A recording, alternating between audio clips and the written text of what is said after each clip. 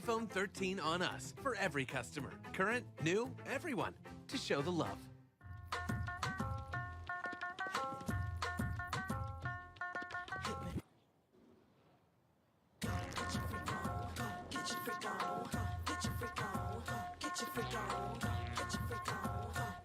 Black Star Network is here.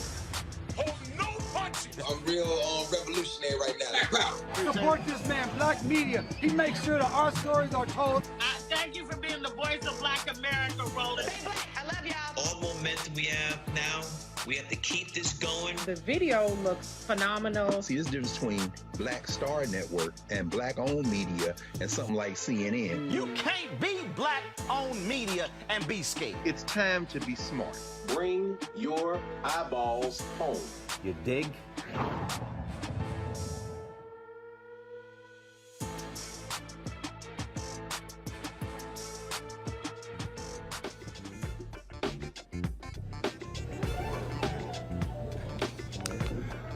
Today is Thursday, June 16th, 2022. Roland Martin Unfiltered, broadcasting live from Missouri City, Texas, just outside of Houston, Texas, the birthplace, Texas, if you will, of Juneteenth. This is Juneteenth week, and I'll be speaking here for the Missouri City celebration in about 90 minutes. But coming up today on today's show, the Black Star Network, the January 6th committee continues their work showing how Donald Trump put lots of pressure on his Vice President Mike Pence to overthrow the election. We'll tell you about that. Also, FEMA, how are they discriminating against African Americans when it comes to disaster assistance, and how are they helping white homeowners? We'll talk to a ProPublica reporter, an amazing story. You don't want to miss that. And so lots of news we're covering today, lots more we're going to break down, including you'll hear from another UNCF president talking about how he is making a difference at Talladega in Alabama. Folks, it's time to bring the funk on Roland Martin Unfiltered on the Black Star Network. Let's go. He's got it. Whatever the biz, he's on it. Whatever it is, he's got the scoop, the fact, the find. And when it breaks, he's right on time. And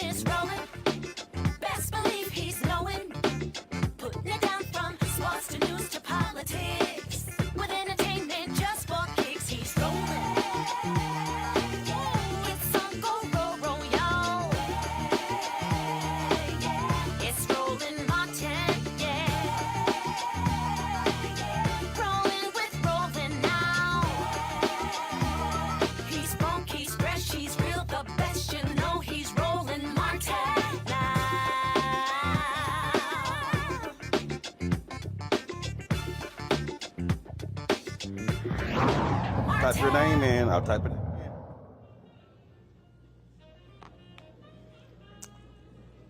So, folks, whenever there is a disaster in the United States, the Federal Emergency Management Agency, they are the ones who come to the rescue. I am here broadcasting in Texas, in Houston. I've lived through 3 different hurricanes, flooding, you name it, these things have happened. And so FEMA is the federal agency that is often called. But who are they actually assisting? There's this amazing story that we saw today where Politico, they've been detailing how FEMA has really helped white homeowners as opposed in how they were really dealing with a racial disparity and who they have been helping. Thomas Frank is a reporter. He's been working on these stories. It's really amazing. First of all, Thomas, glad to have you here on Roland Martin Unfiltered. I read this story and it really jumped out at me, again, showing this racial disparity. We remember what took place in New Orleans when it came to Hurricane Katrina. Again, like I say, I'm from Houston. I've numerous hurricanes, talking about tornadoes. And so what did your reporting show, this disparity and what jumped out at you? So what the reporting showed, I looked at how has FEMA has given out about $2 billion over the past 30 years to homeowners to take steps to basically save their houses from being flooded. And what they end up doing is they do these projects where they elevate the home. They basically build a new foundation, lift it up 5 feet, 10 feet, so that you're above the flood level.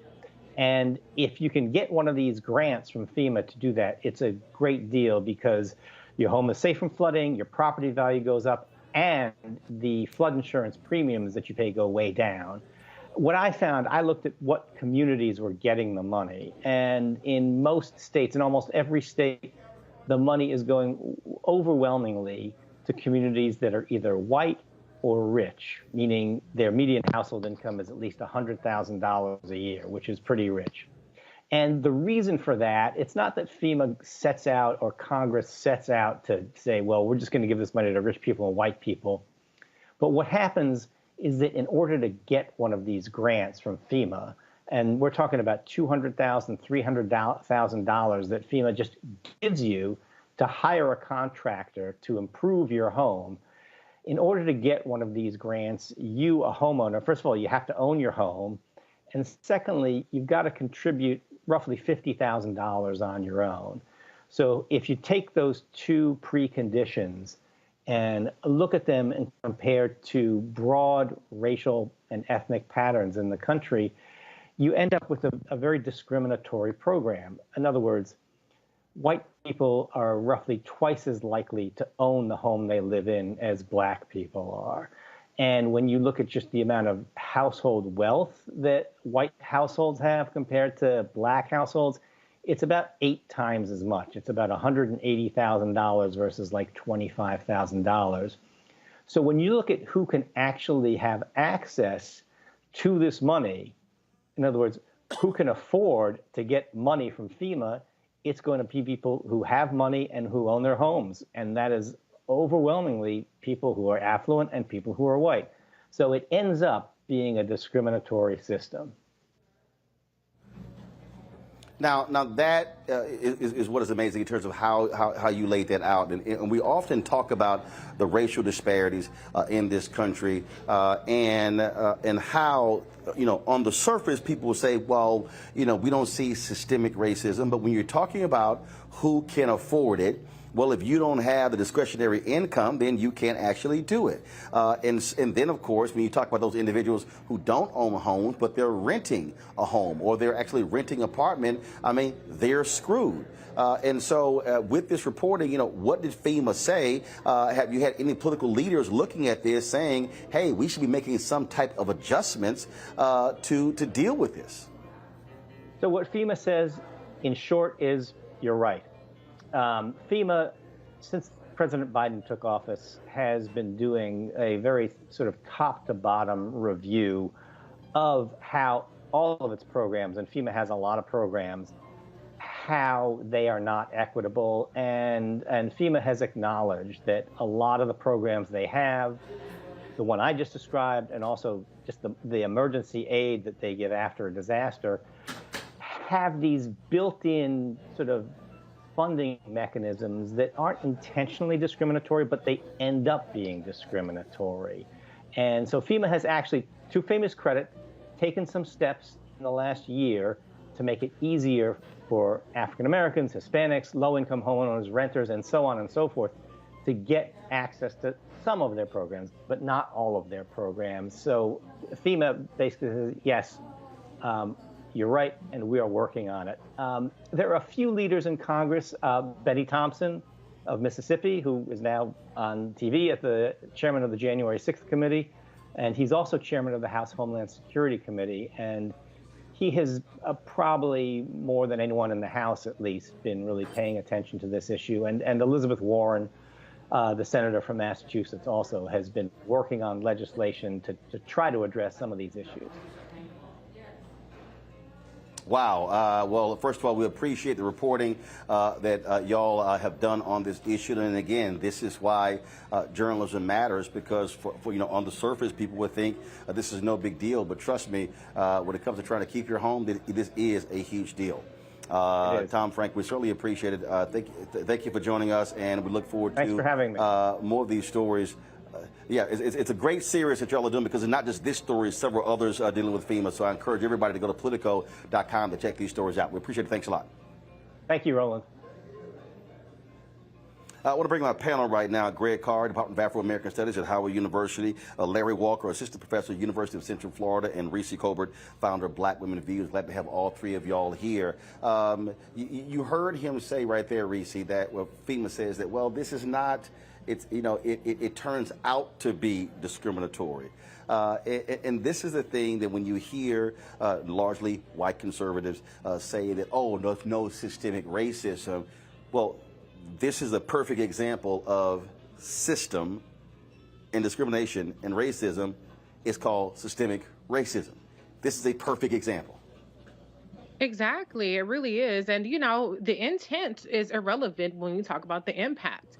And at the end of the day, who decides that white homes or affluent white homes, those folks deserve to stay in their $1 million mansions on flood-prone lands and get these massive government bailouts? I thought Republicans were against government handouts and bailouts. Meanwhile, lower income or disadvantaged communities just flounder in these flood-prone conditions. The reality is that climate change is going to continue to endanger homes in many areas. And not only does it cause danger to those homes, it displaces people, but it also just causes massive premium increases, even for people who can afford to stay in their homes or fix them. And so I'm encouraged to hear that at least the Biden-Harris administration is evaluating the equity of it, as well as the work that's being done in Congress. But if the report is to be believed, it seems like this isn't even really the most efficient way of stemming the impacts of climate change in these communities by going house by house. There are other initiatives that are falling by the wayside because maybe they don't have the rich consultants that some of these homeowners do to compete for these very competitive grants. So I think this is a really important issue to bring to the forefront, and hopefully there will be some reforms that will bring some more equity to the system. But the last thing I will say is it does seem more than any other administration that when the Biden-Harris administration is made aware of these kinds of things, that they do move to resolve them or make some changes, as opposed to other ones who would just, poo-poo the inequities or, not even address it at all.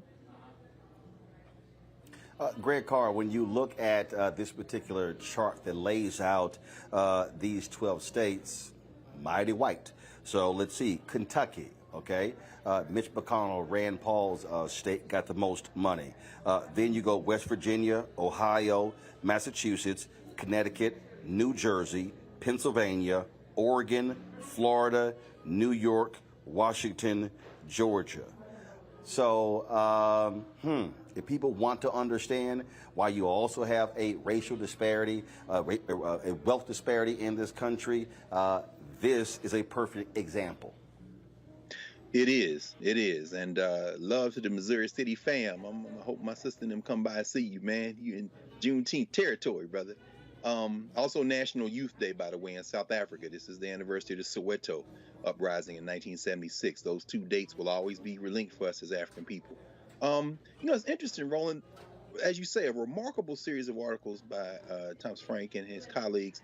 Deep down in that article, though, I think the lead is kind of buried at the local level and state level. So when you're looking at Virginia, you're looking at North Carolina, when the states allocate money to pick up the part that the feds don't pick up, then you do see folks be able to get some relief. Now, that speaks to the importance of getting involved in politics. But that's what allows black and brown people and poor people to get involved in the game. The other thing, interestingly enough, it seems to me, is that, as Reese says, folks that can hire consultants, grant writers. We saw that most of that money in Kentucky went to a suburb, Prospect, Kentucky, in Louisville. So these rich white folk have that. But here's the thing also that I found interesting in the article that we read. When you look at how this money is allocated and the decisions that are being made, when you look at Bridgeport, Connecticut, for example, that city council voted to build a seawall, to do the kind of thing Reese is talking about, protect the group. You do that with tunnels. You do that by strengthening infrastructure. What happened? These white homeowners went and put pressure on the city council to redistribute the money that they had to fix their houses. So they can say it was unintentional, but at some point, whiteness rears its head. They had allocated that money in Bridgeport to help everybody. And then white boys went down there and said, damn, everybody, I want my house to be moved. And to that, the squeaky wheel gets the cheese, though. Again, well, it was absolutely, but this is a perfect example, Larry, of when we're always talking about how the election is the end of one process, but after it's over, it's the beginning of another. This is why we are always encouraging people how we've got to stay involved. We've got to be present. We've got to be there pushing our agenda forward because this is how we get screwed. This is how we get left out of the economic mix. Yeah, Roland, that's a good point. And in relation to elections, the fight for fairness as it relates to black people never ends. It's ongoing. Is there another thing I want to kind of highlight that's important in relation to this story? First of all, I give Politico credit for this is a really important story, but also how the priorities can shift from administration to administration.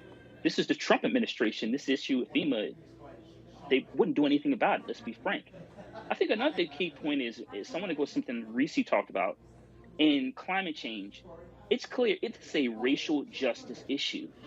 And I don't think when we talk about climate change, we frame it in that way. And I think we should be doing more of that because it's a racial justice issue. I think the other thing is really important in terms of, we talk about black wealth. And we know that in terms of housing discrimination, in terms of black people will consistently deal with housing discrimination, whether refinancing, trying to buy a home, et cetera. And that exacerbates that wealth gap. So black folks can't get a home, and they're forced to, rent, et cetera.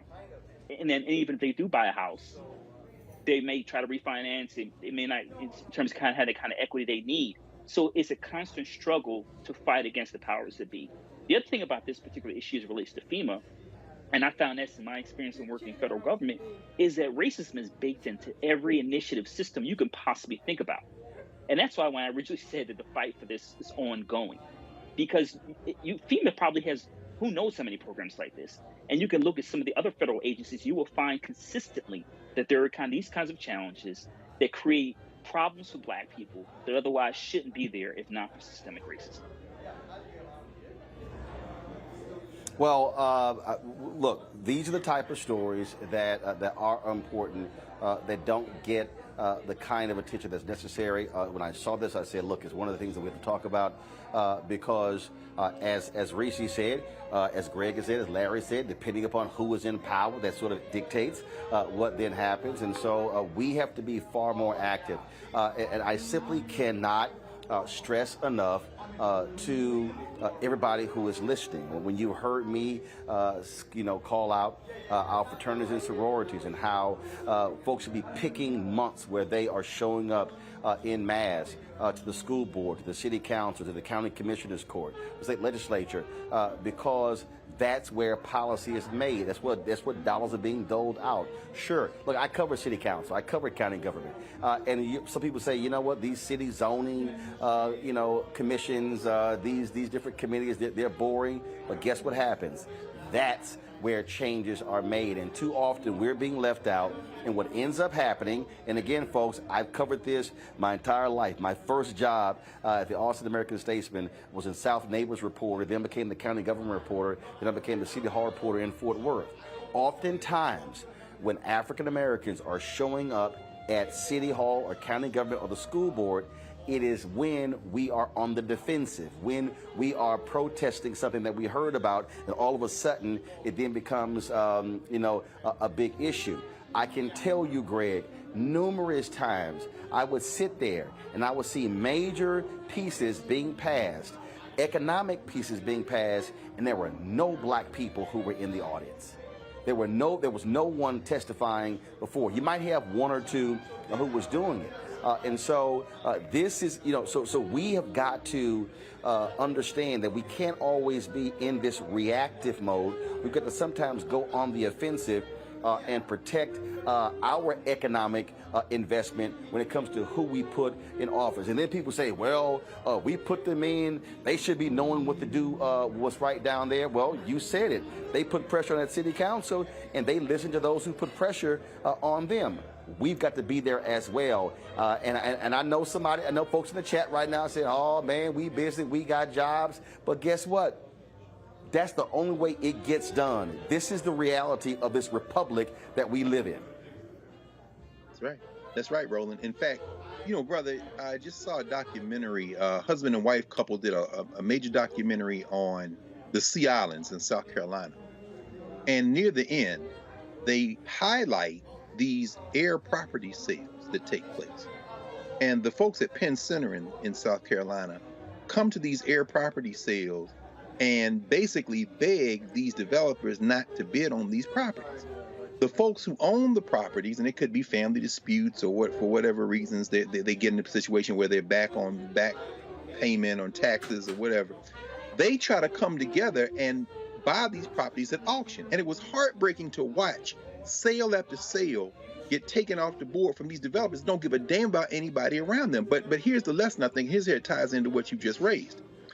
They are successful at times in forestalling these sales, but it requires organization, and it requires everybody who has a skill working together. If everybody does a little, nobody has to do a lot. If you don't have time to come to the city council and testify, fine. But if you're an accountant, if you're somebody who knows about taxes and property law, if you are a grant writer, then that's your role. Somebody else has time to come. Well, you prepare them with the testimony for city council. This is how we've gained political power over the years. We don't win every battle, but if you're not there at all, you win no battle. As old folks say, 85%, 90% of life is just showing up. We have to stay involved in the process. And Reese, I see people making comments, and they say, "Man, you keep talking about this stuff," because I lived it. My parents were co-founders of our neighborhood civic club. I remember being 9 and 10 and 11 and 12 years old and traveling down to city council meetings and going to committee hearings and going to the state capitol. I remember going to those town halls. So I saw this stuff when I was 10, 11, and 12. I remember working elections and out there, handing out stuff, folks who were running. And so we are more impacted by what happens locally than actually what happens in Washington, D.C. Yet we have so much of our energy on what's happening in Washington, D.C., as opposed to what is happening right in front of us. Absolutely. And I'm living it right now because my husband is a commissioner in our town. He's in local government. He is the closest. He's the closest body of government that we have to the people that live next door, down the street. And it's actually just pretty extraordinary to see how little engagement there is in our community with our town, even though they're super accessible. And you know who the people who are super engaged? The racist white folks, the town Karens who email the commissioners, who rip them apart every time you turn around. They on every call. and hey, that's their prerogative to advance their agenda. But I said it wrong earlier, but the squeaky mouse gets the cheese, if that's the right thing. Y'all can correct me. The bottom line is there are resources that can be given or taken away. There are different priorities that can be set or not set, depending on who is involved and who is showing up at their local government, whether it's the town, the city, the county, whatever it is. You can be involved. And the last thing I'll say is we have a program in our town where people can qualify for mortgage assistance and water bill assistance. And there are statistics that show that a certain number, like I want to say like 20-something% of our town are behind months on their water bill. And there is money in our budget for them. But the problem is that people are not taking advantage. And it's not a result of the commission not reaching out to people. They've done releases, they've sent out mailings, they've had social media, and nobody has taken advantage of it. And so when you're not even taking advantage of free money when you need it, you're not voting, you're not going to town councils, I don't want to hear a goddamn thing from your mouth about anything that's happening 5, 6, 7, 8 steps above your day-to-day life. As I always say, Larry, we cannot be reactive. We have to be far more proactive if we're trying to get changes for our various communities. That's a great point. And you listen to Reese and talk about her husband being a commissioner. Local, you talked about it, all politics is local. So it's really important, Reese talked about the Karens and I guess the Toms too. So, listen, when there are resources out there and there are problems, people, commissioners or, mayors, et cetera, county commissioners, they listen to the folks who are raising the points. So, but it is critically important in terms, like you said, Roland earlier, in terms of Black folks, we have to be actively engaged. It has to start at the local level. And we have to constantly put pressure on folks, because if you're reactionary, and like you said, if you just show up at these, school board meetings, et cetera, and you're just, raising all kinds of hell, when the issue is finally being addressed, being voted on that day, you're already $5 short. You need to make sure you're consistently engaged. You attend if the meetings are bi-weekly or monthly. And like I said, we need to collaborate. Folks, if you can't make it, then you go this week, I'll go next week. Or you go this month, I'll go the following month. But we have to make sure we collaborate and utilize our resources collectively to make sure we continue to apply pressure. Indeed. All right, folks, got to go to break. We come back. We'll talk about today's January 6th committee hearing, more nonsense. And is this committee finally going to get some guts and call out Ginny Thomas, the wife of Supreme Court Justice Clarence Thomas? Yeah, one of the folks who've tried to overthrow this country, and her husband is one of 9 Supreme Court justices. We'll discuss that next on Roland Martin Unfiltered, broadcasted live from Missouri City, Texas, from their Juneteenth celebration on the Black Star Network. Verizon just gave us all a brand new iPhone 13. We've been customers for years. I thought new phones were for new customers. We got iPhone 13s too, switched to Verizon 2 minutes ago. Ours were busted, and we still got a shiny new one. Check it out. So wait, everybody gets the same great deal. I think that's the point. iPhone 13 on us for every customer. Current, new, everyone. On any unlimited plan, starting at just $35. All on the network more people rely on.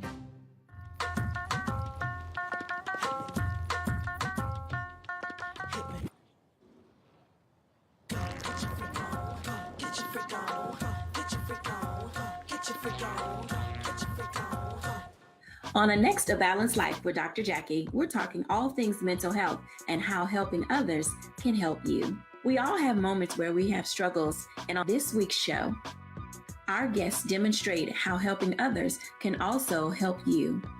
Why you should never stop giving and serving others on a next A Balanced Life here on Black Star Network. Love our new Alexa. It's a Buick. Yeah, Alexa. Buick. Alexa. It's a Buick. It's an Alexa. It's a Buick. It's an Alexa. Coach, that's a Buick. That's an Alexa. The Buick Enclave with available Alexa built in. We're all impacted by the culture, whether we know it or not. From politics to music and entertainment, it's a huge part of our lives, and we're going to talk about it every day right here on The Culture with me, Faraji Muhammad, only on the Black Star Network. How about sushi? I just had sushi for lunch yesterday. How about tacos? Automatic emergency braking, one of 6 advanced safety features standard on every 2022 Chevy Equinox. Find new technology. Find new roads. Chevrolet. What's up, y'all? I'm Will Packer. Everybody, it's your man, Fred Hammond. Hi, my name is Brescia Webb, and you're watching Roland Martin Unfiltered. And, well, I like a nice filter usually, but we can be unfiltered.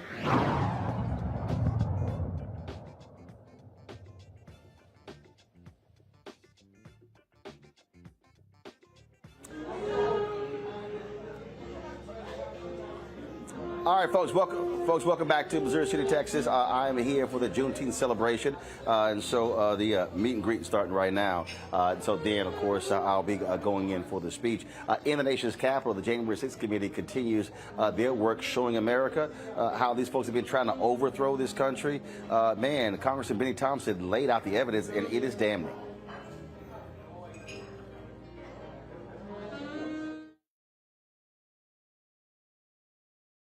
This is almost no idea more un-American than the notion that any one person could choose the American president.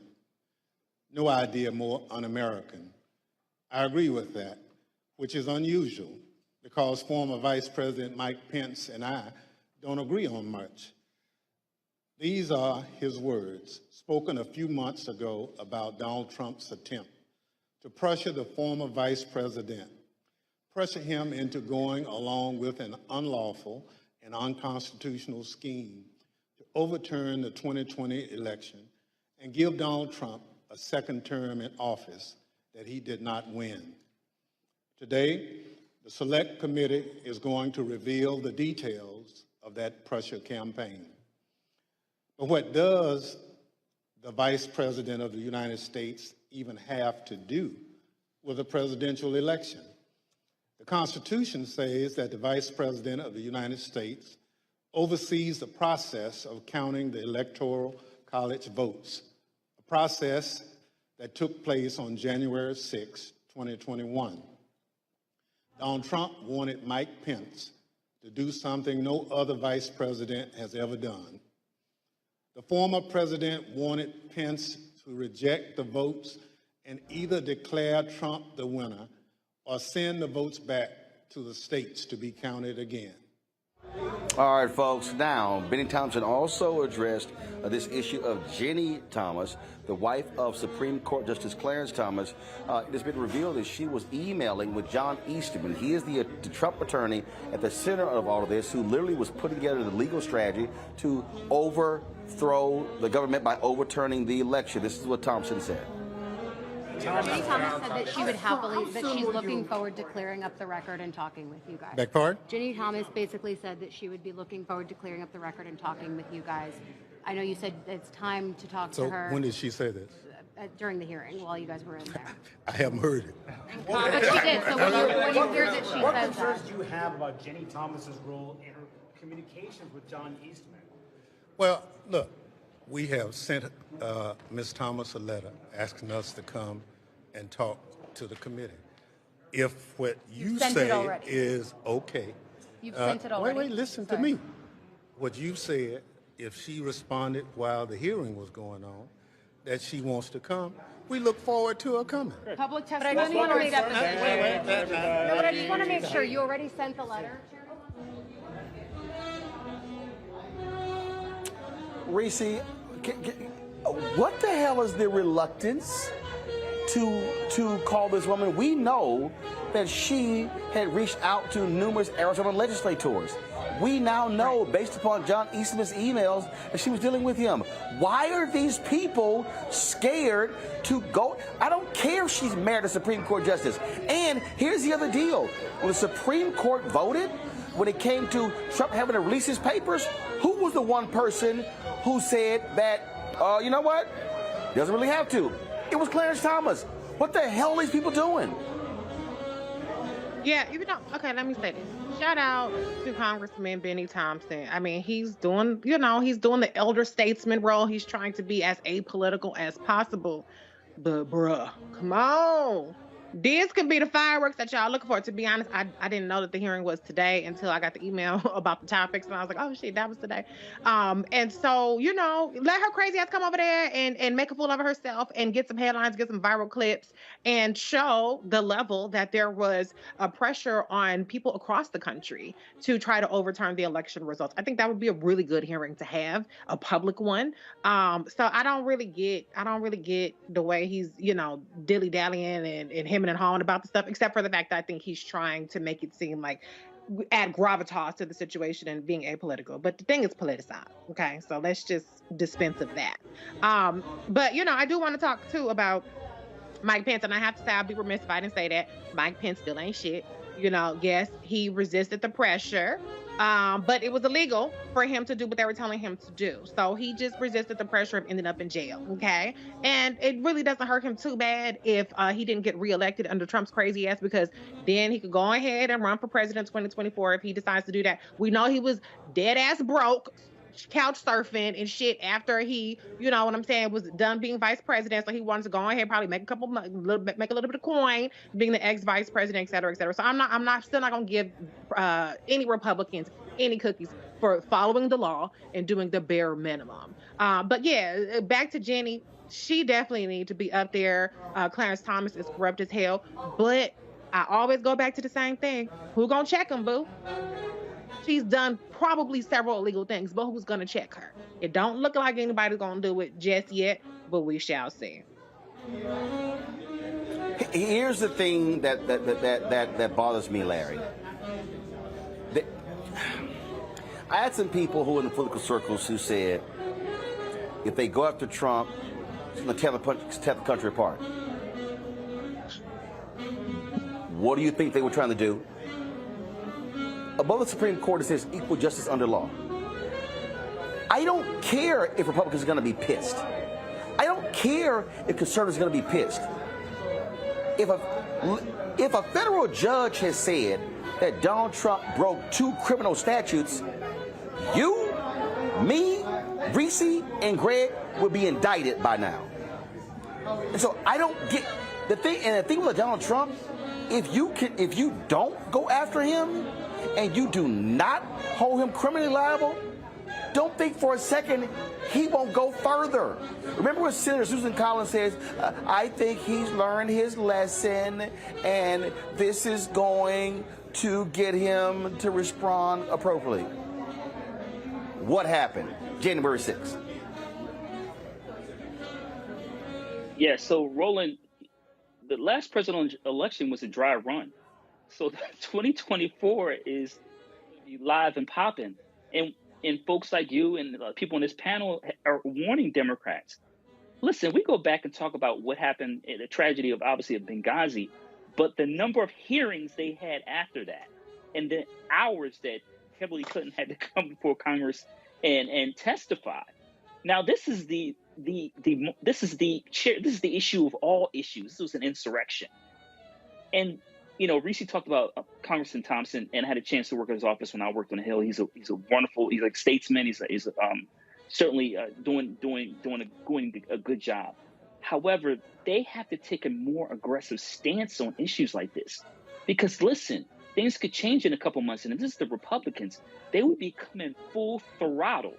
They would have anyone who refused to testify. They would have DOJ coming after them, and they would be using any other means they could to make sure you testify, and if you didn't, that you were in jail and you stayed there. In fact, they would make sure you were under the jail. So it is really important for Democrats to be as aggressive as possible. Listen, they tried to overthrow the government. And I want to go to something Reese talked about VP Pence, because I heard Congressman Thompson praise him. But listen, like Reese said, he did what he was supposed to do. So the fact that he didn't help Trump overthrow the government, you shouldn't be patting him on the back. Don't forget he was his vice president. And like I said, all these conversations about, what was going to happen on January 6th, Mike Pence knew something was a foul. And so we shouldn't be patting him on the back. And so we need to do more in terms of, like I said, Democrats need to be doing more to make sure Jenny Thompson comes to testify, and if she doesn't, use whatever means necessary to make sure she goes in front of Congress publicly and talks about sending dozens of emails. And like you said, in some other correspondence she's had. But listen, the bottom line is, if the time to do this is now, the clock is running, and Democrats got to step their game up. Greg, it just seems as if there's this attitude of, well, you know what? Let's not go for the big fish. If we could just if we can satisfy this thing by kind of getting this person, then we'll be all good. Donald Trump, Steve Bannon, Eastman, and on and on and on. These people, as we speak, are putting individuals and having them run, and they're winning Republican nominations for secretaries of state. Right now in New Mexico, they are refusing to certify the results of the Democrat who won the primary. January 6th was not the end of the surrection. Mm-hmm. And so then we saw how this fool, this attorney, this environmental lawyer in the Department of Justice was like, sure, I'll happily come in, fire everybody, and then force these states to have new electors. I don't know how aggressive I can say this, but these people literally have no issue stealing all future elections, and they're going to say, we have the power to do it. Mm-hmm. That's right, bro. And they never have. See, this is the thing we have to understand. This criminal enterprise called United States of America was always an iffy proposition. It has never, since the founding of this thing in 1787, which included the Northwest Ordinance, which was a compromise in terms of extending slavery, it has never been more likely than not that it was going to stay together. The Compromise of 1820, the Compromise of 1850. Please understand that, because where you are right now in Texas, which called itself our own damn country in 1836, by 1850, the Compromise over slavery allowed them to steal the rest of Mexico, North Mexico, in terms of New Mexico, Nevada, California. It was always brewing to the Civil War. Why? Because they didn't address the moral question at the beginning. They poured into the foundation. Now, what does that have to do with what we're seeing with this commission? This congressional commission is indicting everyone who broke the law for the Attorney General of the United States, for Merrick Garland. They're taking away all his excuses. That's what they're doing. They don't have the power to indict, but what they're doing is laying the roadmap so that when the Department of Justice doesn't do it or does do it, it's going to be a political decision. Now, why is that important? This country is going to fracture. The corn-pawing white nationalist governor of Florida has already shown you that he don't give a damn. The governor down there where you are right now, Abbott, have shown that they don't give a damn. The United States of America has never been a union. It has been a compromise with the most racist, the most exclusivist, the most genocidal, murdering types, and Texas leads the country in that. And the concessions to them have been the only reason the thing stayed together. When we saw Michael Ludwig today, Judge Ludwig, who is a Federalist Society darling, talk about the fact that there's nothing in the 12th Amendment, there's nothing in the Electoral Count Act, Title III in the U.S. Code, that would allow you to do what they're doing. He's trying to tell y'all, if you want to have a country, you're going to have the rule of law. Jenny Thomas, I love you, Jenny. Why? Because I don't have any investment in a criminal enterprise that has been held together by sacrificing me, you, Reese, and Larry. So guess what, Jenny Jen? You and your little punk husband. Now, Congressman Jeffries tried to, blast y'all because he's a true patriot. He wants America to stay together. I don't give a damn, bruh. So guess what? Y'all gonna break it this time. You're really gonna break it this time. John Roberts knows you're gonna break it this time. Guess who else knows? Mike Pence. Mike Pence, I'm not getting in that car. Why? When you heard Greg Jacobs today, the chief of staff, say, look, I got in the car, I looked around, Pence didn't get in the car. And he told his Secret Service lead man, Tim, I know you. I trust you, but you're not the one driving that car. Meaning what? Because Mike Pence understands, because he's one of them, to your point, Reese, that these people will stop at no lengths, including hanging his ass. When they come back to power, it's going to break. So those you scared, if they do that, it's going to break. You just delaying the inevitable. You better go read some damn American history. It always breaks, baby. It always breaks, and it's going to break again. Indeed. Folks, got to go to a break. We come back. She formerly was the mayor of San Antonio. Now, Dr. Ivy Taylor is the president of Rusk College.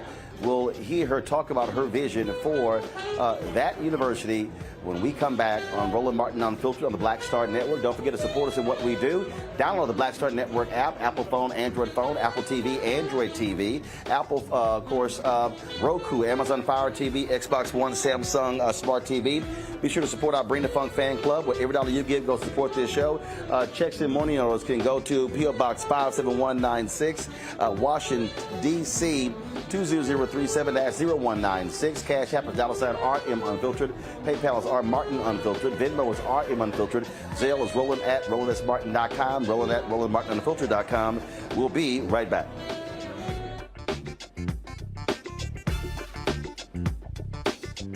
Love our new Alexa. It's a Buick. Yeah, Alexa. Buick. Alexa. It's a Buick. It's an Alexa. It's a Buick. It's an Alexa. Coach, that's a Buick. That's an Alexa. The Buick Enclave with available Alexa built in. A powerful movement is rising across America. From the Mississippi Delta to the Apache Stronghold. From the homeless encampments of Washington State to the coal fields of Appalachia of West Virginia. We are the 140 million poor and low-wealth people in this country, and we are building the Poor People's Campaign, a national call for moral revival.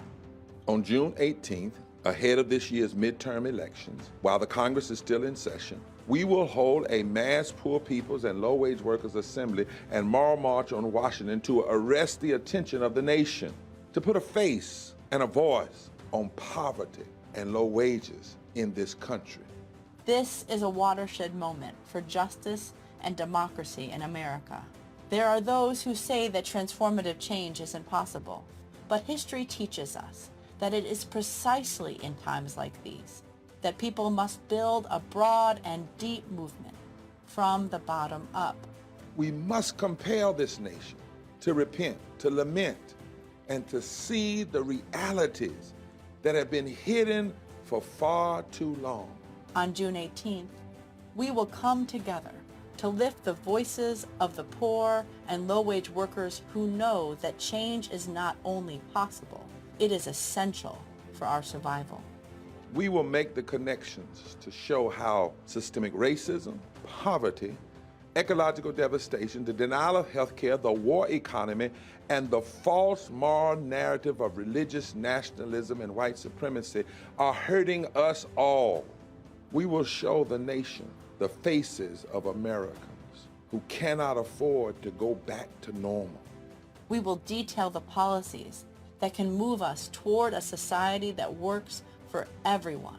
And we will pledge to go home and build power for transformative change in this year's election and for years to come.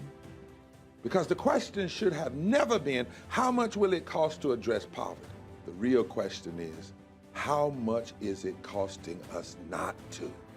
Somebody's been hurting our people. It's gone on far too long. And we won't be silent or unseen anymore. Join us in D.C. on June 18th. Build with us for a third reconstruction in America. Visit poorpeoplescampaign.org.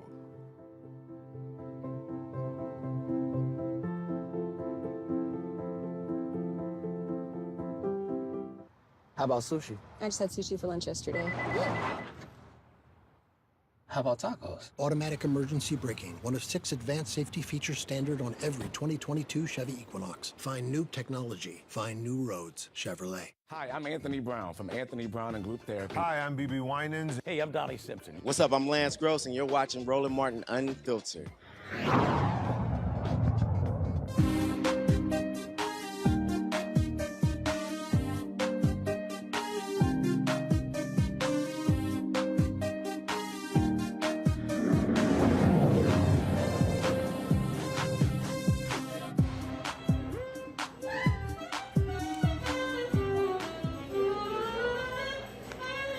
All right, folks, the last 3 days I was in Atlanta for the UNCF's Unite Conference, their summit focusing on black higher education.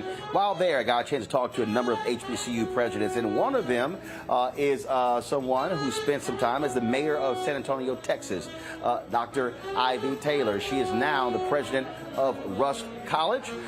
Here is our conversation. All right, let's talk about this here. Yes. How do you go from being mayor of a city to HBCU president? Well, you get a doctorate first. So I did that when I left City Hall. I went and got a Doctor of Education, but really being mayor is great training for being a college president. The jobs are very similar. A college is kind of like a small town, city, community. You've got different constituencies who have different ideas on what the priority should be, but you as the leader have to bring them together around the vision for moving forward. So how did it happen? Because that's not a normal or traditional route. Well, when I was mayor, through the UNCF, I connected with the president at Houston-Tillotson because there was a fundraising event where mayors hosted to raise money in their communities. And so I got on the board at Houston-Tillotson originally. And that's where I kind of became interested in using my leadership skills to advance, an HBCU, be part of preserving these amazing institutions. And so when I left City Hall, I lost an election. I didn't have a plan B, but I just didn't know what the plan was. The Lord knew what the plan was. So I went and got that doctorate, and then the position at Rusk opened up, and I've been president of Rusk College since June 1st, 2020. So when we talk about that move, why Rusk? Because it's not like you had an affiliation with the university before. You didn't go there, right? And so, how did that transpire? How long was it? And what was the courtship like, if you will? Well, I was very focused, as I mentioned, on HBCUs. You know, when I did the program, my research was all about HBCUs. My dissertation was on HBCUs. So I knew I was going to be looking for the right opportunity in that space. And right around the time I was finishing up, the position at Rusk became available through the retirement of our previous president. And when I started doing my research, I found that the institution was very similar to Houston-Tillotson, where I had served as a board member. So that made me feel more comfortable in that space. So you're talking about a university that's 154 years old. It is private, smaller. You're now but you also are in a state where you have a number of other HBCUs, but you're also dealing with one of the poorest states. Yes. And so, how have you been examining the university and looking at the opportunity to grow? Opportunity to be able to build it, to allow it to continue flourishing, let's say for another 154 years? Well, I think first thing was when I arrived on the ground, I had the eye of an urban planner. You know, it's my background. And I said, oh, this school is in the Memphis metropolitan area. We're 35 miles from Memphis. So that provides a great opportunity for those who may be a little bit scared off by Mississippi or rural Mississippi. We're actually in North Mississippi. So we're at least 2 hours from every other HBCU that's in Mississippi. So we have our own geographic space. So you're 35 miles, so essentially, I mean, from a distance standpoint, you're essentially like Prairie View to Houston. Yes, yes, yes, very much so. And then we also have the state flagship in our backyard. University of Mississippi, Ole Miss, is about 30 minutes away from Rusk College, and we've been starting to initiate some partnerships with them. We signed an MOU for a 3+2 engineering program, so students can attend Rusk for 3 years and study math, and then be automatically admitted to Ole Miss for an engineering degree for 2 years. So I think, again, our geography creates wonderful opportunities for us. Of course, that connection to the Midwest from the Great Migration. We always get a lot of students from Chicago, even St. Louis. And on my first day, I met a young lady from Milwaukee. I said, you're here in Mississippi from Milwaukee? But yes, that is the connection that's, a result of kind of our history. Size of your student body? We're under 500 right now. The pandemic, we've taken a hit. It's been a What was the highest has what's ever been at? It's been about 1,100. Really? Yes. How long ago was that? I think that was about 12 to 15 years ago. And so we definitely are headed back in that direction. That's what I would love for the school to be, about 1,200 students. We'll always be small, but that's part of our strength. It gives students the opportunity to know each other and to know their faculty members and the administration. So when you got there, you talked about your past as an urban planner. So you got there, in terms of needs, what did you immediately assess in terms of the university? Was it infrastructure? Was it faculty, staff? Was it, I mean, what was it in terms of as you begin to assess the entire university? As far as the areas of opportunity for us, embracing technology, which I think some of our schools have been a little bit slower to adopt or adapt. And of course, the pandemic kind of pushed that along, so we wanted to fully embrace technology. Wanted to create some new majors. We're a liberal arts institution, but that doesn't mean we can't still critically look at what are the needs in the space in which we live. As far When you as say liberal arts, what are your dominant majors?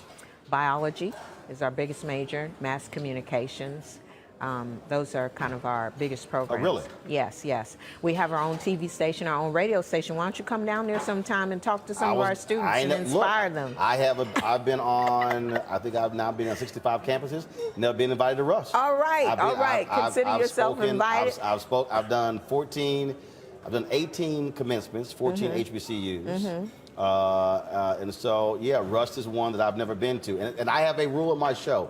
I only wear gear on my show of HBCUs that I've been to. Okay, we're going to make it happen. Just tell me who your scheduler is. That's the only way. We'll make it happen. We'll make it happen. Yes, so mass communications, and I think that creates a tremendous opportunity. So you set your own TV station and radio station? Yes, we do. And what, and serving the local community? Yes, serving the local community. Now, are those public broadcasting stations? What type of stations are they? Well, the radio station, we have a partnership with the Corporation for Public Broadcasting, so we get that grant to support, the surrounding area.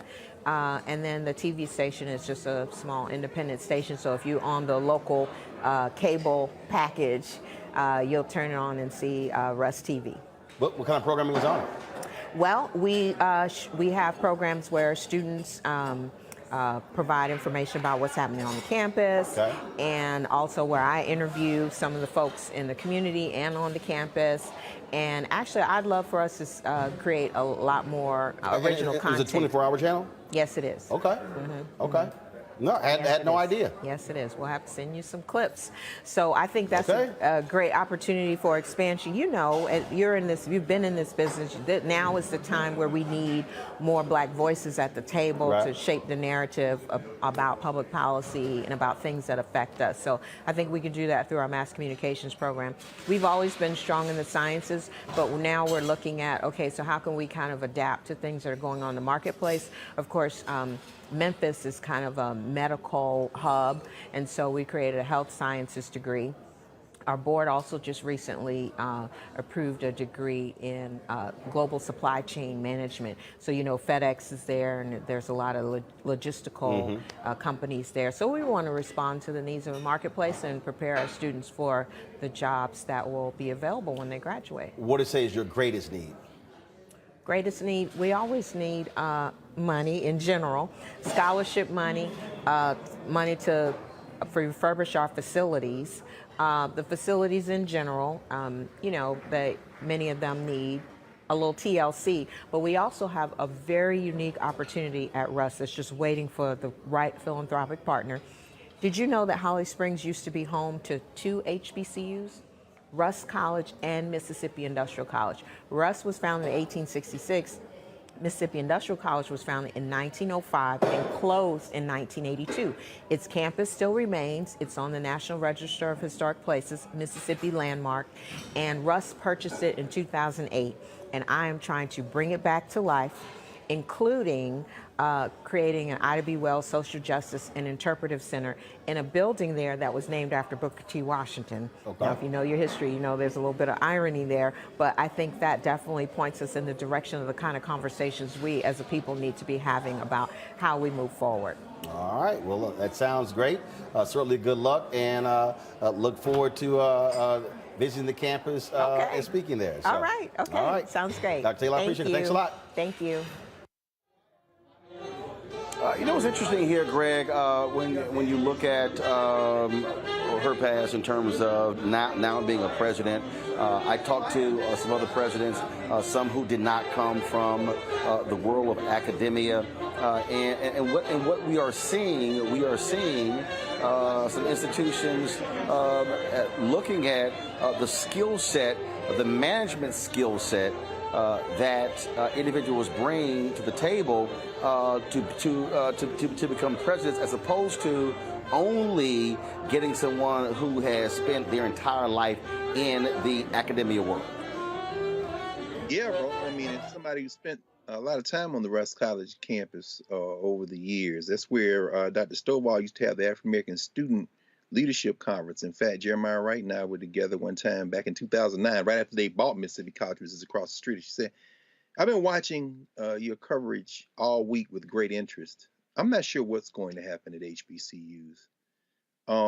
What I hear is a lot of aspirational kind of market-driven conversation, and of course that's very important. What I don't hear, however, is a lot of historical context. I saw the young brother who wrote the book on Black college presidents. I saw his talk. You broadcast that. My colleague Ivory Tolson was there talking.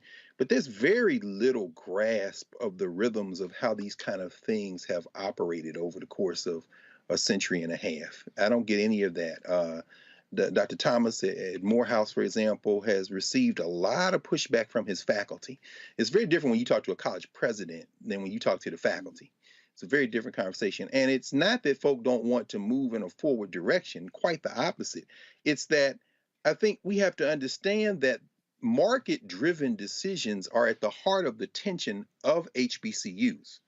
Now, we can have a partnership with an Ole Miss for a Rusk College, but once you start, if you move too far over in the direction of basically trying to be a conveyor belt for the job market, then you end up putting yourself in a position to basically be a farm team for these larger institutions. We certainly see that happening, I think, in terms of my sense of it, at Howard, at Spelman, and other places where, now it's kind of trendy, and some of these students who would have been at Stanford or Brown or University of Chicago or University of Florida or you name it, big public institutions, but now what they're saying is, well, I can go to the HBCU as an undergraduate as long as it gives me the conduit to the Yale Medical School or the Harvard Law School or the Cal Berkeley or Bolt Hall. And if that's where you want to go, fine. But I think what ends up happening at that point, you're not talking about developing leadership for Black communities, which has always been at the heart of the HBCU enterprise. What you're basically talking about is filling in some jobs and creating some entrepreneurs and basically burnishing the middle and upper classes among Black folk. I don't know exactly what that does for the rest of our community, though. I don't know. Jury's out for me. Well, one of the things, Larry, in talking with the presidents down there, you also see the difference when you're talking to presidents that are located in rural parts of the country that are serving a lot of low-income students compared to what you might call the cream of the crop. When you begin to talk about Howard and Hampton and Spelman and the much larger institutions. And that's the thing that also when we're talking about HBCUs, we're not just talking about, public universities, we're talking about private universities as well. We just had, of course, there was the university in Illinois that was not an HBCU, but was a predominantly Black institution that recently shut down. And so, at the end of the day, one of the things that people have to do, to be perfectly honest, that students and parents have to do is choose a school that fits you. I remember sitting in, when I was when Texas A&M entered the journalism program, people were calling me, they were like, bro, we should save it. I was like, why? I said 2/3 of the people when I was there didn't want to go into journalism. I said, so why the hell have a journalism school? They gotten kicked out of other programs, other departments, other colleges, and basically they just wanted to get an A&M degree. So like, okay, fine, I'll be a journalism major. And so it's also choosing a school that fits you, your personality, your type, your income, but also what it is that you want to do in your life, as opposed to let's go to the happening place just because. And so that was an interesting dynamic in talking with these presidents. Roland, you highlight some really important points, and I read about, do some work on HBCUs. There are more than 100 HBCUs throughout the United States, urban, rural, suburban communities. What's also important is there are also 2-year community colleges that are HBCUs also, which a lot of people don't realize. So it's really interesting in terms of what Brother Carr was talking about. It is, I think, a thing with the people would describe the racial reckoning. There are a lot of students who traditionally might have gone to PWIs who are now choosing historically Black college universities. And I'm going to mention a name that Dr. Carr and Roland and Reese are very familiar with. I'm thinking a lot about Ella Baker in terms of some of the work she did while she was a student at Shaw, and obviously work she did with SNCC, SCLC, et cetera, and NAACP, some of the other entities she was involved in. In terms of, I think, what Dr. Carr is talking about in terms of some of the students that HBCUs have traditionally developed, that students went there, and then it wasn't necessarily focused on, and look, there's nothing wrong with that in terms of conveyor belt to, corporate America, but was thinking about doing the work that made sure it had an impact in terms of getting people voted, in terms of voting rights, civil rights, et cetera. So I think that's a really important point. Also want to highlight something else. I'm an HBCU alum and very acutely aware of the challenges HBCUs encounter. I'm also chairman of the Cheney Foundation. So I'm also understand from that perspective in terms of some of the challenges our HBCUs encounter. But they are doing the work. But you're right, Roland, in terms of, depending on what your major is, depending where you want to, where your locale is. Like I said, you want to be in more urban in terms of Howard University or Spelman, or you want something more suburban rural, or you want something rural. And I think that's one of the great things about HBCUs. But I think when you get to the point Dr. Carr is talking about, a lot of HBCUs over the last, not a lot, quite a few have received the last 2 years, received a substantial amount of money, more money they ever received in terms of donations. But our institutions still face a lot of challenges, not at the federal level, but at the state level in terms of making sure that states are giving whatever money they're getting from the federal government, that states are matching those funds. And we've seen those disparities for decades. We see it in Tennessee right now with Tennessee State. So we need to make sure in terms of going back, we talked about at the beginning of our conversation in terms of pressuring policymakers, but we also have to recognize, like you said, that HBCUs, depending if you want to be, like you said, maybe a journalism major, you want to do biology, you want to do chemistry, like we look at schools like Xavier, you have that opportunity to do that, or you can go to an even smaller school. Reese, the point that Greg made in terms of the historical nature of the universities, when you do see these students with a growing interest in going there, I think it is important to establish that firm grounding. I mean, you can point yourself to the future. You can be more focused on technology. You can be more focused on upper mobility, but still be grounded and rooted in exactly what the historical purpose of the universities were for. Yeah, listen, I didn't go to an HBCU. I went to UCLA and then Northeastern for my grad school. So I defer to Dr. Walker and Dr. Carr on the experience of HBCUs. I really wouldn't know, to be honest with you, because I didn't have that experience. But I do recognize the importance of them in the Black community in terms of producing our doctors and our lawyers and our community leaders and our thought leaders, not just the students, but the professors and the faculty at these HBCUs. But, my perspective, obviously, because I didn't go there, and I went to a white school, and I'm a financial manager by trade in terms of my profession outside of doing media. I think it's good to stay competitive. I think it's good. You're still in a competitive school marketplace. And so I was encouraged by her mentioning the industry leading majors that she's looking at. I work in finance, so I understand the massive role that global supply chain plays in many industries and many companies. And so I think that there is a balance that has to be struck between, emphasizing community and emphasizing things that are not necessarily capitalistic or, monetary or the traditional 9-to-5 corporate pipeline. And for those that want to have that community experience, but also, aspire to be a 9-to-5 person or an entrepreneur or whatever. So I think there's room for both, but that's all that I can really say about that without stepping out of my lane. All right, folks, so tight 1 second.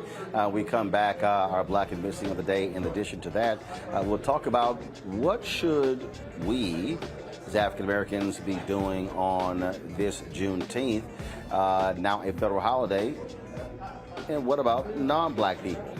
Can't wait to hear my panel have to say about that when we come back on Roland Martin Unfiltered, broadcasting live here from Missouri City, Texas, where in just a moment I'm going to be giving the keynote speech to Missouri City's Juneteenth celebration here on the Black Star Network, which will also be live streaming and carrying live as well. So back in a moment. Love our new Alexa. It's a Buick. Yeah, Alexa. Buick. Alexa. It's a Buick. It's an Alexa. It's a Buick. It's an Alexa. Coach, that's a Buick. That's an Alexa. The Buick Enclave with available Alexa built-in. On the next Get Wealthy with me, Deborah Owens, America's Wealth Coach, you'll hear from Elizabeth Davis. She left a flourishing career in the construction industry to build her own business using her same skill sets. And oh, by the way, now a multi-million-dollar business. Every day I was looking at my numbers rather than looking at them weekly or monthly. When you're first starting your business, my recommendation is look at your numbers every day, because are they balancing out each day? If they're not balancing out for 3 days in a row, that means your week is going to be off. That's right here on Get Wealthy, only on Black Star Network. How about sushi? I just had sushi for lunch yesterday. How about tacos? Automatic emergency braking, one of 6 advanced safety features standard on every 2022 Chevy Equinox. Find new technology. Find new roads. Chevrolet. Hi, I'm Amber Stevens-West from The Carmichael Show. Hi, my name is LaToya Luckett, and you're watching Roland Martin Unfiltered.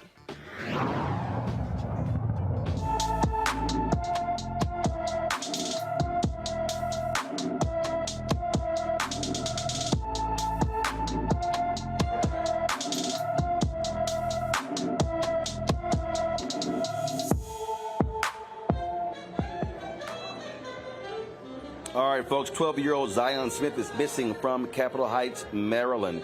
He's 5 feet 5 inches tall, weighs 135 pounds, with black hair and brown eyes. He was last seen on June 13th wearing black sweatpants, a white tank top, and gray tennis shoes. Anyone with information about Zion Smith should call the Prince George's County, Maryland Police Department at 301-301-72. First of all, guys, y'all are missing a number on the graphic. So get the right number, please. You're missing a number. So let me just do, please let me know what the number is, okay? But please call the Prince George's County, Maryland Police Department with any information.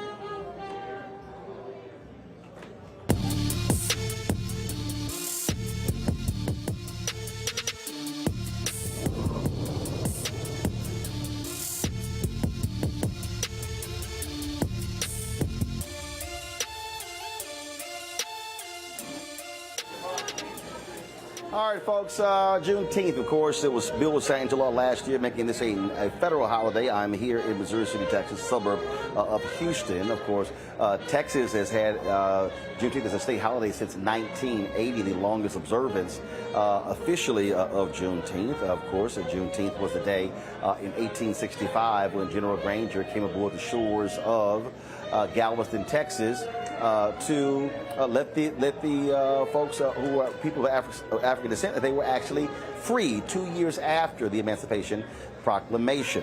And so in Texas, this has always been a celebration. Juneteenth is the only federal acknowledgement, actually, of slavery. It's the only one. And so celebrations have always taken place. They've expanded across the country.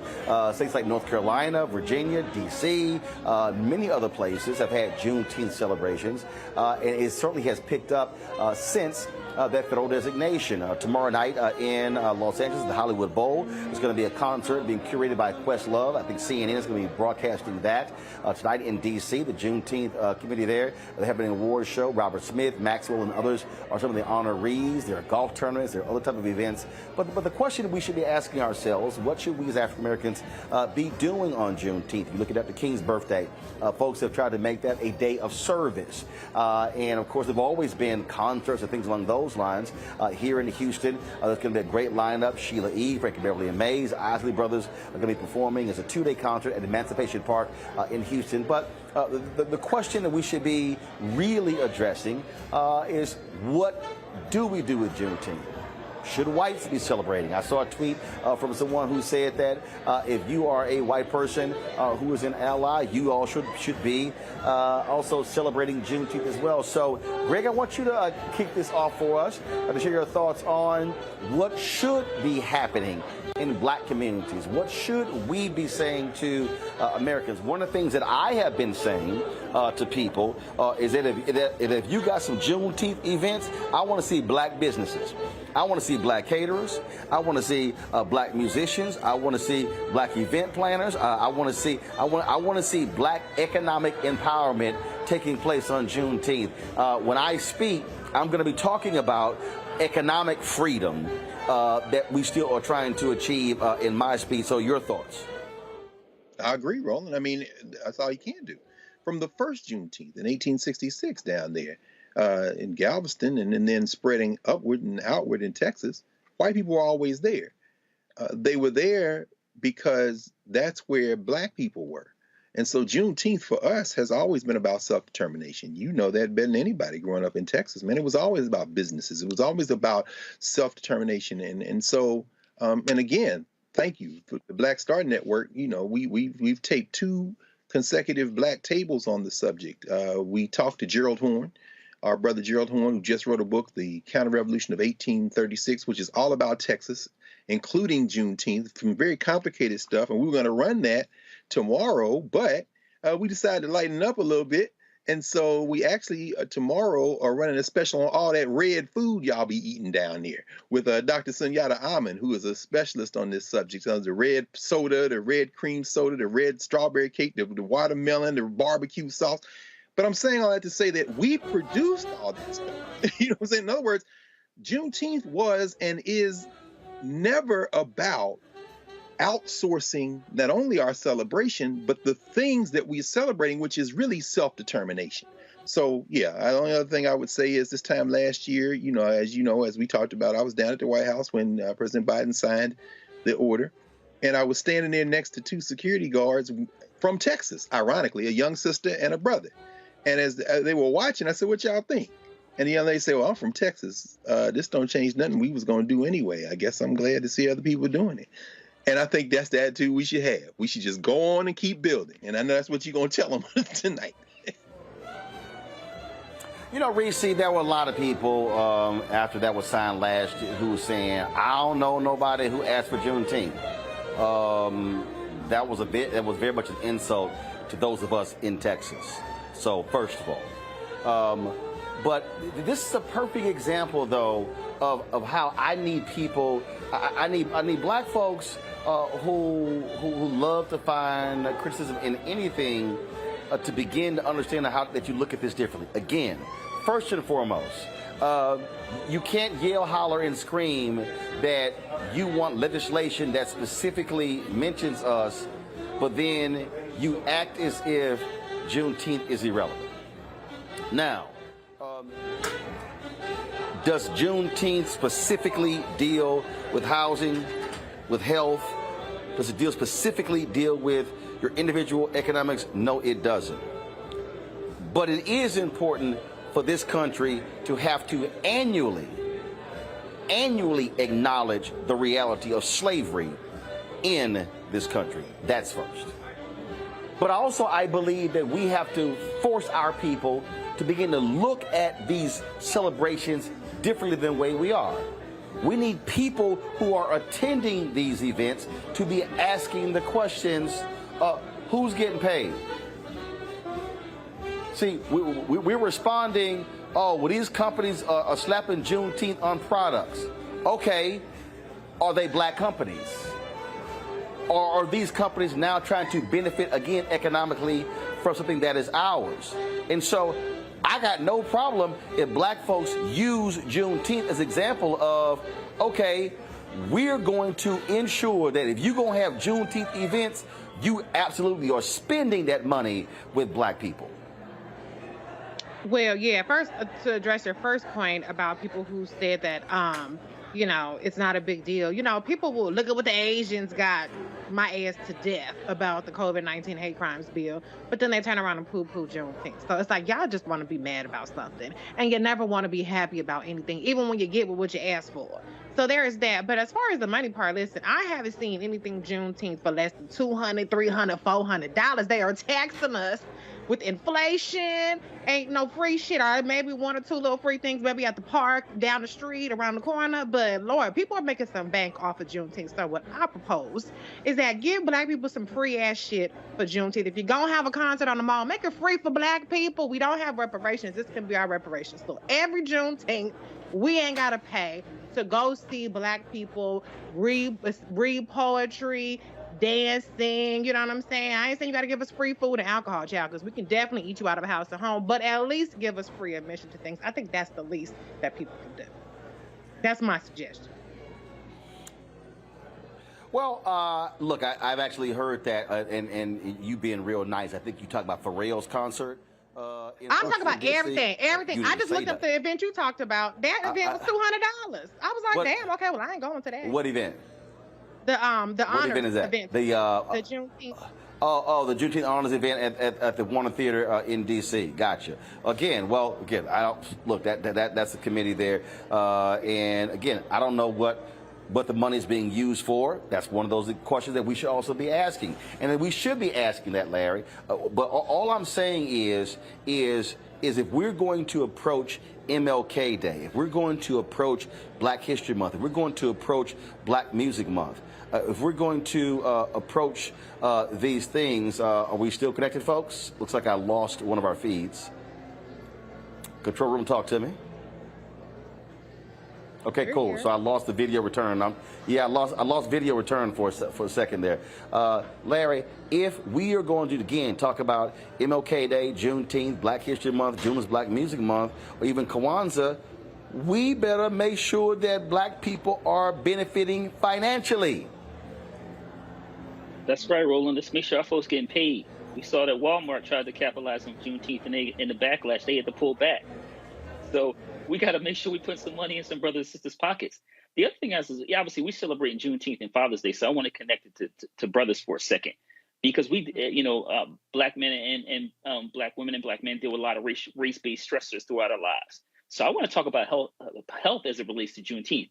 I want to recommend the brothers out there make sure they're eating right, make sure they're getting exercising, and in addition to that, just make sure they're taking care of themselves, because from day to day we're dealing with a lot of racism in America. And so as we talk about Juneteenth and celebrating, we acknowledging this country's sins as we should, and Father's Day happening, I want to, like I said, shout out to brothers out there to make sure they're taking care of themselves. All right, folks, that is it for us. 'Cause I got to get inside. We thank Larry, Reese, and Greg. Thank you so very much for joining us today. Tomorrow I'm going to be in Ann Arbor, Michigan, the University of Michigan, for their Juneteenth commemoration, and I'll be speaking there as well. And so we'll be live streaming my speech here in Missouri City, Texas. So we'll look forward to that. And so thank all of you for joining us. YouTube, y'all should be hitting the like button fast and furious, okay? And so between now and me closing this out, we should be hitting 1,000 likes, all right? So y'all need to pick it up. Why are we sitting on 742? Y'all know better than that. And so, folks, again, a lot of things that we got going on. So again, tomorrow, I'll be broadcasting from Michigan, and speaking at the University of Michigan, and then I'll be catching a flight to D.C. for the Poor People's Campaign. Their March on the Nation's Mall on Saturday at 10 a.m. We'll be broadcasting from there as well. I'll be anchoring our coverage, so look forward to that. So it still is extremely busy time for us here at Roland Martin Unfiltered and the Black Star Network. Don't forget to support us in what we do. Trust me, your dollars make it possible. First and foremost, we want you to download the Black Star Network app. That's on every platform: Apple phone, Android phone, Apple TV, Android TV, Roku, Amazon Fire TV, Xbox One, Samsung Smart TV. Please do that. The second thing, please join our Bring the Funk fan club. Our goal is to get 20,000 of our fans on an annual basis to contribute $50 each. We don't make it mandatory. We don't charge you a subscription fee. Some people have given more, some have given less. We appreciate every dollar. But again, if we hit that goal, folks, trust me, it allows us to be able to hire staff, be able to travel to cover stories all across the country. So if you want to send a check money order, please do so to P.O. Box 57196, Washington, D.C. 20037-0196. The Cash App is $RM Unfiltered. PayPal is R Martin Unfiltered. Venmo is RM Unfiltered. And Zelle is Roland at RolandSMartin.com, Roland at RolandMartinUnfiltered.com. That is it. Let's see where we at now. I told y'all. So YouTube, y'all should be getting this thing going as we are closing this thing out. Y'all make me have to ask every time. There we go. We finally hit 1,000. That's it. All right, folks. I certainly appreciate all of you tuning and watching in today. We got more to get to tomorrow. And you heard Greg talk about Gerald Horne's breakdown of Juneteenth when I interviewed him. We're going to play that tomorrow as well because he said something I had not even known, the number of black troops that were with General Granger when he showed up on the shores of Galveston, Texas, to deliver that news in 1865. And so until I see you tomorrow, folks, y'all have an absolute great one, and I will see you then. Holla!